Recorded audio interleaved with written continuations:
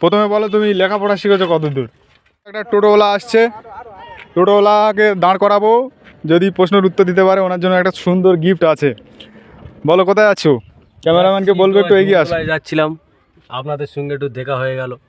বলছি তোমাকে একটা প্রশ্ন করবো আমাদের চ্যানেলের পক্ষ থেকে। হ্যাঁ, তুমি বলতে পারবে? বলতে পারলে তোমার জন্য একটা সুন্দর গিফট আছে, ছোট গিফট কিন্তু সুন্দর। প্রশ্নটা কি? প্রশ্নটা হচ্ছে জাতির জনক কে ছিলেন? প্রথমে বলো তুমি লেখাপড়া শিখেছো কত দূর? আমি লেখাপড়া অ্যাকচুয়ালি মোটা লেখাপড়া করিনি, আপাতত হালকা হালকা জানি কিছু কিছু। তাহলে বলো জাতির জনক কে? জনক? হ্যাঁ, জাতির জনক কে ছিলেন?